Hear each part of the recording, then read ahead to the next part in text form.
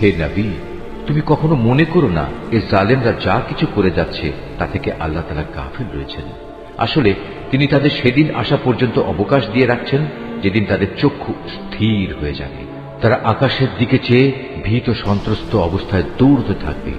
তাদের নিজেদের প্রতি নিজেদের কোনো দৃষ্টি থাকবে না, ভয়ে তাদের অন্তর বিকল হয়ে যাবে। হে নবী, তুমি মানুষদের একটি ভয়াবহ দিনের আযাব আসা থেকে সাবধান করে দাও। এমন দিন সত্যি যখন এসে হাজির হবে, তখন এ জালিম লোকেরা বলবে, হে আমাদের মালিক, আমাদের তুমি কিছুটা সময়ের জন্য অবকাশ দাও। এবার আমরা তোমার ডাকে সাড়া দেব এবং আমরা তোমার রসুলদের অনুসরণ করব। জবাবে বলা হবে, তোমরা কি সেসব লোক যারা ইতিপূর্বে শপথ করে নিজেদের মধ্যে বলাবলি করতে তোমাদের এই জীবনের কোনোই ক্ষয় নেই, অথচ তোমরা তাদের পরিত্যক্ত বাসভূমিতেই বাস করতে, যারা তোমাদের আগে নিজেদের উপর নিজেরা জুলুম করেছিল, এবং এ কারণে আমি তাদের প্রতি কি এ ধরনের আচরণ করেছিলাম তাও তোমাদের কাছে সুস্পষ্ট ছিল। তোমাদের জন্য আমি তাদের দৃষ্টান্ত উপস্থাপন করেছিলাম। সোজা পথে এরা বিভিন্ন চক্রান্তের পন্থা অবলম্বন করেছে। আল্লাহর কাছে তাদের সেসব চক্রান্ত লিপিবদ্ধ আছে, যদিও তাদের সে চক্রান্ত দেখে মনে হচ্ছিল তা বুঝি পাহাড় টলিয়ে দিতে পারবে। হে নবী, তুমি কখনো আল্লাহ তাআলাকে তার নবীদের দেয়া প্রতিশ্রুতি ভঙ্গকারী মনে করো না। অবশ্যই আল্লাহ তাআলা মহাপরাক্রমশালী ও প্রতিশোধ গ্রহণকারী। প্রতিশোধ হবে সেদিন যেদিন এ পৃথিবী ভিন্ন আরেক পৃথিবী দ্বারা পরিবর্তিত হয়ে যাবে। একইভাবে আসমানসমূহ ভিন্ন আসমানসমূহ দ্বারা বদলে যাবে এবং মানুষরা সব হিসাবের জন্য এক মহা ক্ষমতাধর মালিকের সামনে গিয়ে হাজির হবে। সেদিন তুমি অপরাধীদের সবাইকে শৃঙ্খলিত অবস্থায় দেখতে পাবে। ওদের পোশাক হবে আলকাত্রার মতো বিভৎস, তাদের মুখমণ্ডল আগুন আচ্ছাদিত করে রাখবে। এটা এই কারণে আল্লাহ তাআলা প্রতিটি অপরাধী ব্যক্তিকেই তার কর্মের প্রতিফল দেবেন। অবশ্যই আল্লাহ তাআলা হিসাব গ্রহণে অত্যন্ত তৎপর। এ কোরআন হচ্ছে মানুষের জন্য এক মহা পয়গাম, যাতে করে এ গ্রন্থ দিয়ে পরকালীন আযাবের ব্যাপারে তাদের সতর্ক করে দেয়া যায়। তারা যেন এর মাধ্যমে এও জানতে পারে তিনি একমাত্র মাবুদ। সর্বোপরি বোধ শক্তি সম্পন্ন ব্যক্তিরা যাতে করে এর দ্বারা উপদেশ গ্রহণ করতে পারে। এ কোরআন এমন এক গ্রন্থ যা আমি তোমার উপর নাজিল করেছি, যাতে করে তুমি এর দ্বারা মানুষদের তাদের মালিকের আদেশক্রমে জাহেলিয়াতের অন্ধকার থেকে ঈমানের আলোতে বের করে আনতে পারো। তার পথে যিনি মহাপরাক্রমশালী ও যাবতীয় প্রশংসা পাবার যোগ্য, সে আল্লাহর পথে যার জন্য আকাশমণ্ডলী ও জমিনে যা কিছু আছে সব কিছু নিবেদিত। যারা এ সত্ত্বেও আল্লাহকে অস্বীকার করে তাদের জন্য কঠিন শাস্তি রয়েছে। এ শাস্তি তাদের জন্য যারা পার্থিব জীবনকে পরকালীন জীবনের উপর প্রাধান্য দেয়, মানুষদের আল্লাহর সহজ সরল পথ থেকে দূরে সরিয়ে রাখতে চায়। সর্বোপরি এ পথটাকে নিজেদের খেয়াল খুশি মতো বাঁকা করতে চায়। এরাই হচ্ছে সেসব লোক যারা মারাত্মক গুমরাহিতে নিমজ্জিত রয়েছে। আমি কোন নবী এমন পাঠাইনি যে নবী তার জাতির মাতৃভাষায় আমার বাণী তাদের কাছে পৌঁছায়নি, যাতে করে সে তাদের কাছে আমার আয়াত পরিষ্কার করে বুঝিয়ে বলতে পারে। অতঃপর আল্লাহ তাআলা যাকে চান তাকে গোমরা করেন, আবার যাকে তিনি চান তাকে সঠিক পথে পরিচালিত করেন। তিনি মহাপরাক্রমশালী ও মহাকুশলী। আমি মূসাকে অবশ্যই আমার নিদর্শনসমূহ দিয়ে তার জাতির কাছে পাঠিয়েছি। আমি আদেশ দিয়েছিলাম, তুমি বের করে নিয়ে এসো তোমার জাতিকে জাহেলিয়াতের অন্ধকার থেকে ঈমানের আলোতে, এবং তুমি তাদের আল্লাহর অনুগ্রহের বিশেষ দিনগুলোর কথা স্মরণ করাও। যারা একান্ত ধৈর্যশীল ও পরম কৃতজ্ঞতা পরায়ণ, তাদের জন্য এ ঘটনার মাঝে অনেক নিদর্শন রয়েছে। মূসা যখন তার জাতিকে বলেছিল, তোমরা তোমাদের উপর আল্লাহ তাআলার নিয়ামত সমূহের কথা স্মরণ করো, বিশেষ করে যখন তিনি তোমাদের ফেরাউনের সম্প্রদায় থেকে মুক্তি দিলেন, যারা তোমাদের কঠোর শাস্তি দিত, তোমাদের ছেলেদের হত্যা করত, তোমাদের মেয়েদের জীবিত রাখত, তোমাদের মালিকের পক্ষ থেকে তোমাদের জন্য এত বড় ধরনের একটি পরীক্ষা নিহিত ছিল। স্মরণ করো যখন তোমাদের মালিক ঘোষণা দিলেন, যদি তোমরা আমার অনুগ্রহের শকর আদায় করো তাহলে আমি অবশ্যই তোমাদের জন্য এই অনুগ্রহ আরো বাড়িয়ে দেব, আর যদি তোমরা একে অস্বীকার করো তাহলে জেনে রেখো আমার আযাব বড়ই কঠিন। মূসা তার জাতিকে আরো বলেছিল, তোমরা এবং পৃথিবীর অন্য সব মানুষ একত্রেও যদি আল্লাহর নিয়ামত অস্বীকার করো তাতে আল্লাহর কিছুই ক্ষতি হবে না। কেননা আল্লাহ তাআলা হচ্ছেন যাবতীয় অভাব অভিযোগ থেকে মুক্ত, প্রশংসার দাবিদার।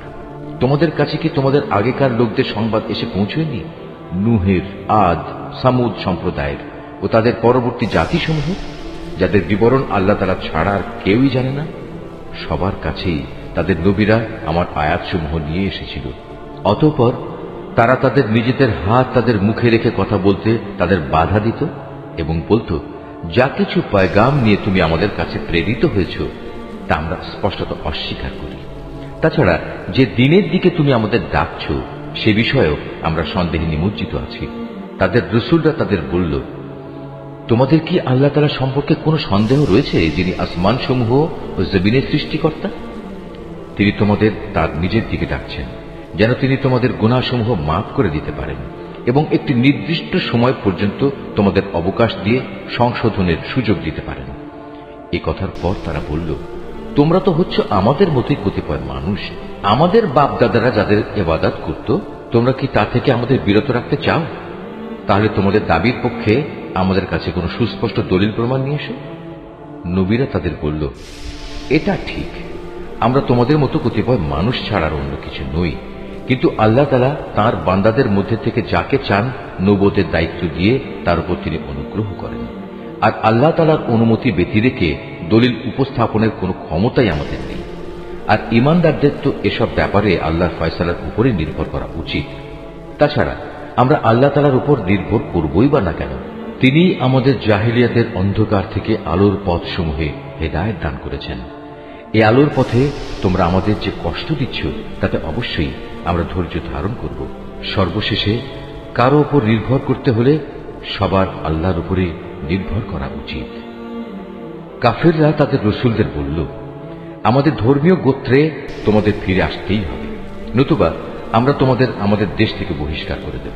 অতঃপর ঘটনা চরমে পৌঁছলে তাদের মালিক তাদের কাছে এই বলে ওহী পাঠালেন, আমি অবশ্যই জালেমদের বিনাশ করে দেব, আর তাদের নির্মূল করে দেওয়ার পর তাদের জায়গায় আমি অবশ্যই তোমাদের প্রতিষ্ঠিত করব।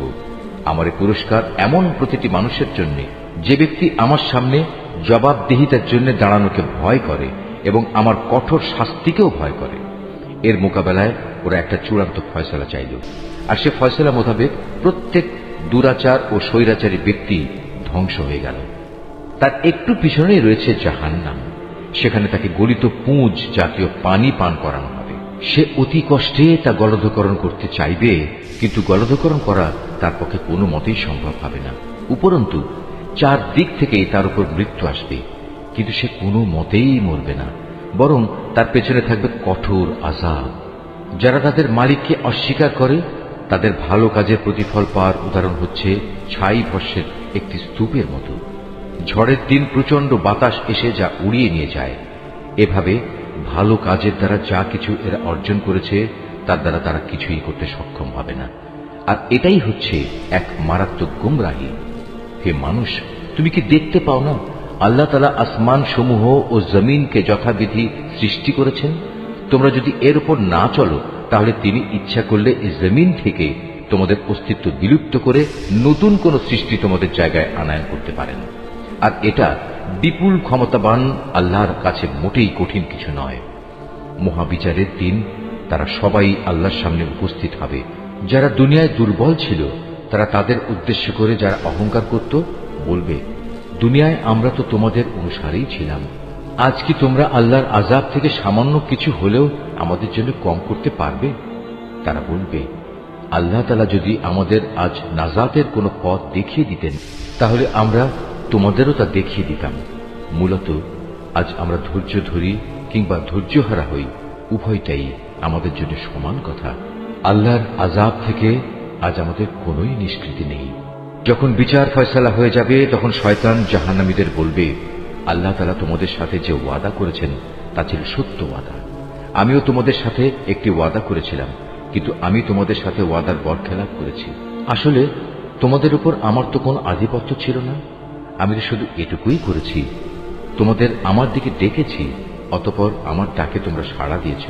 তাই আজ আমার প্রতি তোমরা কোন রকম দোষারোপ করো না, বরং তোমরা তোমাদের নিজেদের উপরই দোষারোপ করো। আজ আমি যেমন তোমাদের উদ্ধারে কোন রকম সাহায্য করতে পারবো না, তেমনি তোমরাও আমার উদ্ধারে কোনো সাহায্য করতে পারবে না।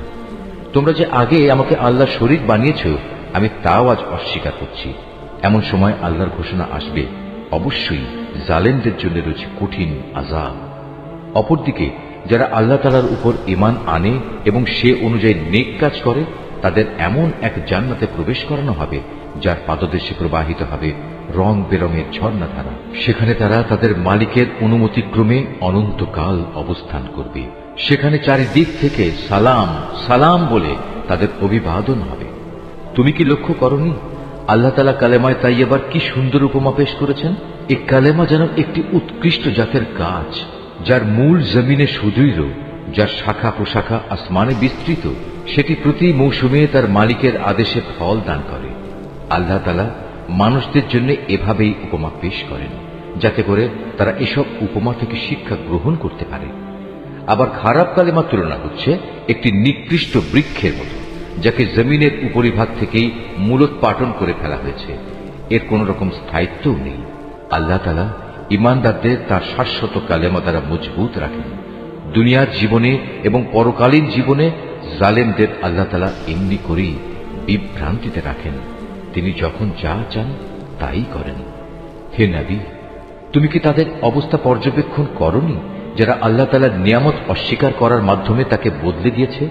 পরিণামে তারা নিজেদের জাতিকে ধ্বংসের এক চরম স্তরে নামিয়ে এনেছে, জাহান্নামের অতলে, যেখানে তারা সবাই প্রবেশ করবে। কত নিকৃষ্ট সেই বাসস্থান! এরা আল্লাহ তাআলার জন্য তার কিছু সমকক্ষ উদ্ভাবন করে নিয়েছে, যাতে করে সাধারণ মানুষদের তার পথ থেকে বিভ্রান্ত করতে পারে। হে নবী, এদের তুমি বলো, সামান্য কিছুদিনের জন্য তোমরা ভোগ করে নাও, কেননা অচিরেই জাহান্নামের আগুনের দিকে তোমাদের ফিরে যেতে হবে। হে নবী, আমার যে বান্দা ঈমান এনেছে, তুমি তাদের বলো তারা যেন নামাজ প্রতিষ্ঠা করে এবং আমি তাদের যে রিজিক দিয়েছি তা থেকে যেন তারা আমারই পথে ব্যয় করে, গোপনে কিংবা প্রকাশ্যে। কিয়ামতের সে দিনটি আসার আগে, যেদিন মুক্তির জন্য কোন রকম সম্পদের বেচাকেনা চলবে না, না এর জন্য কারো কোন রকমের বন্ধুত্ব কাজে লাগবে। তিনিই মহান আল্লাহ তাআলা, যিনি আসমান সমূহ ও জমিন সৃষ্টি করেছেন এবং আসমান থেকে পানি বর্ষণ করেছেন। তা দিয়ে আবার জমিন থেকে তোমাদের জীবিকার জন্য নানা প্রকারের ফলমূল উৎপাদন করেছেন। তিনি যাবতীয় জলযানকে তোমাদের অধীন করেছেন, যেন তাঁরই ইচ্ছা অনুযায়ী তা সমুদ্রে বিচরণ করে বেড়ায়, এবং এ কাজের জন্য তিনি নদী নালাকেও তোমাদের অধীন করে দিয়েছেন। তিনি চন্দ্র সূর্যকেও তোমাদের অধীন করে দিয়েছেন। এর উভয়টা একই নিয়মের অধীনে চলে আসছে। আবার তোমাদের সুবিধার জন্য রাত দিনকেও তিনি তোমাদের অধীন করেছেন। তোমরা তার কাছ থেকে প্রয়োজনে যত কিছুই চেয়েছ, তার সবই তিনি তোমাদের সামনে এনে হাজির করেছেন। এবং তোমরা যদি সত্যি সত্যি তার সব নিয়ামত গণনা করতে চাও, তাহলে কখনোই তা গণনা করে শেষ করতে পারবে না। মানুষ আসলেই অতিমাত্রায় সীমা লঙ্ঘনকারী ও নিয়ামতের প্রতি অকৃতজ্ঞ বটে। স্মরণ করো, যখন ইব্রাহিম আল্লাহর কাছে দোয়া করল, হে মালিক, এ মক্কা শহরকে শান্তি ও নিরাপত্তার শহরে পরিণত করো এবং আমাকে ও আমার সন্তান সন্ততিদের মূর্তি পূজা করা থেকে দূরে রেখো। হে আমার মালিক, নিঃসন্দেহে এ মূর্তিগুলো বহু মানুষকে গোমরাহ করেছে। অতঃপর যে আমার আনুগত্য করবে সে আমার দলভুক্ত হবে, আর যে ব্যক্তি আমার নাফরমানি করবে তার দায়িত্ব তোমার উপর নয়। নিশ্চয়ই তুমি ক্ষমাশীল ও পরম দয়ালু। হে আমাদের মালিক, আমি আমার কিছু সন্তানকে তোমার পবিত্র ঘরের কাছে একটি অনুর্বর উপত্যকায় এনে আবাদ করলাম, যাতে করে হে আমাদের মালিক এরা নামাজ প্রতিষ্ঠা করতে পারে। তুমি তোমার দয়ায় এমন ব্যবস্থা করো যেন মানুষদের অন্তর এদের দিকে অনুরাগী হয়। তুমি ফলমূল দিয়ে তাদের রিজিকের ব্যবস্থা করো, যাতে ওরা তোমার নিয়ামতের শুকর আদায় করতে পারে। হে আমাদের মালিক, আমরা যা কিছু গোপন করি এবং যা কিছু প্রকাশ করি, নিশ্চয়ই তুমি তা সব জানো। আসমান সমূহে কিংবা জমিনের যেখানে যা কিছু ঘটে, এর কোনোটাই আল্লাহর কাছে গোপন থাকে না। সব প্রশংসা আল্লাহ তাআলার জন্য, যিনি আমাকে আমার এই বৃদ্ধ বয়সে ইসমাইল ও ইসহাক তুল্য দুটো নেক সন্তান দান করেছেন। অবশ্যই আমার মালিক তার বান্দাদের দোয়া শোনেন। হে আমার মালিক, তুমি আমাকে নামাজ প্রতিষ্ঠাকারী বানাও, আমার সন্তানদের মাঝ থেকেও নামাজি বান্দা বানাও। হে আমাদের মালিক, আমার দোয়া তুমি কবুল করো। হে আমাদের মালিক, যেদিন চূড়ান্ত হিসাব কিতাব হবে, সেদিন তুমি আমাকে, আমার পিতামাতাকে এবং সকল ঈমানদার মানুষদের তোমার অনুগ্রহ দ্বারা ক্ষমা করে দিও।